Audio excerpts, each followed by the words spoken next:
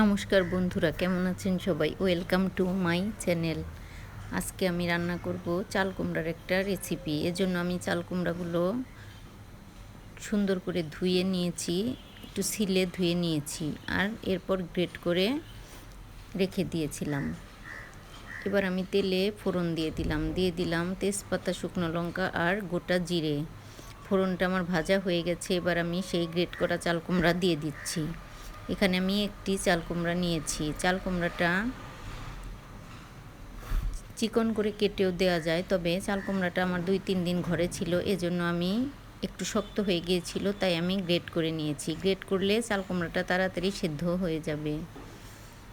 এবার দিয়ে দিলাম স্বাদ মতো হলুদ গুঁড়া আর জিরে বাটা হাফ চামচ এরকম, আর হলুদ গুঁড়া খুবই অল্প।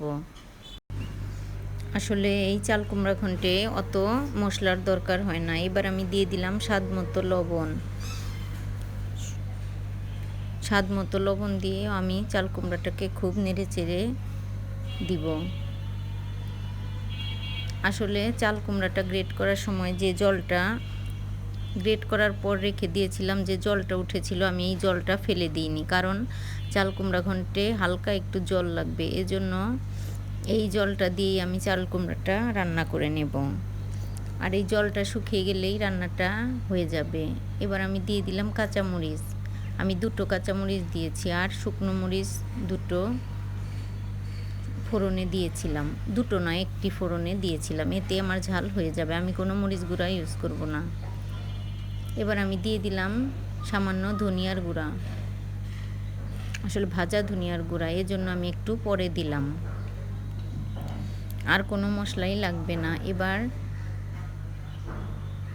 অনেকটা জাল করে নেড়ে চেড়ে রান্নাটা করে নিতে হবে। আসলে জলটা শুকিয়ে যাওয়া পর্যন্ত রান্নাটা করে নিতে হবে। আমার চাল কুমড়াটাও সিদ্ধ হয়ে গেছে, যেহেতু আমি গ্রেট করে নিয়েছি, এজন্য তাড়াতাড়ি সিদ্ধ হয়ে গেছে। আমার ভিডিওটা যদি ভালো লাগে তবে অবশ্যই জানাবেন, লাইক কমেন্ট শেয়ার করবেন।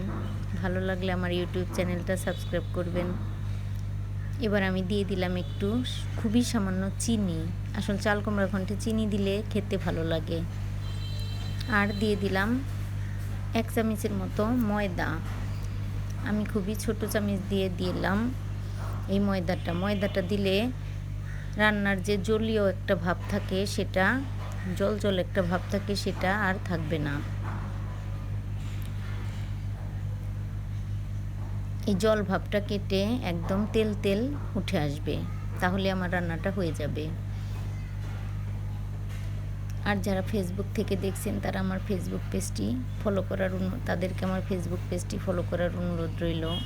সবাই খুব ভালো থাকবেন, সুস্থ থাকবেন। আমার রান্নাটা শেষ।